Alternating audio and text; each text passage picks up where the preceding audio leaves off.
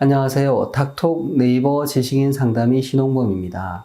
이 코골이 때문에 이제 힘든 경우 많은데요. 특히 이제 중년의 코골이. 사실 코골이 환자가 중년에 많습니다. 아주 젊은 친구들도 코골이가 있는데요. 20살, 22살. 근데 수면무호흡증은 별로 없습니다. 저희가 이제 의학적으로 코골이, 특히 수면무호흡증을 중요하게 생각하기 때문에 이렇게 말씀드리는데, 실제 중년에 코골이가 많이 생기는 이유가 살이 찌기 때문에 그렇습니다. 20대 초반에는 그렇게 뚱뚱한 친구들이 잘 없습니다. 근데 40대, 50대, 뭐 30대만 돼도 좀 비만해지면 목 주변에 이 살이 찌면서 지방이 많이 쌓이고 목구멍이 좁아집니다. 그래서 공기가 드나들 때 좁은 공간을 통과하면서 이제 소리가 나게 되고요. 바로 누우면 혀가 뒤로 밀리기 때문에 기도가 좁아져서 코골이 모흡이 심해집니다.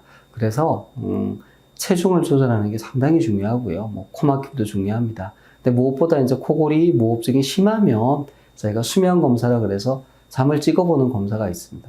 그 검사를 통해서 내 코골이 무호흡이 어느 정도 되는지를 보고 그게 맞는 치료를 생각해 보실 수 있고요. 실제로 이제 비수술적인 치료로 양압기 치료가 있습니다.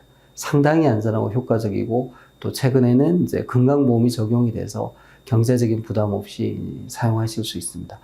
양압기를 쓰시면서 중년에 비만을 조절을 하면, 즉 뱃살도 빼고 날씬하게 만들면 코골이 무호흡증이 완치될 수 있습니다. 양압기를 쓰시면서 체중 감량을 시도하면 훨씬 더 체중 감량이 잘 됩니다. 실제 중년에 코골이 무호흡이 심한 분들은 수면 검사 받아보시고 좀 적극적인 치료를 하시면서 체중 감량을 해보시기 바랍니다. 이상입니다.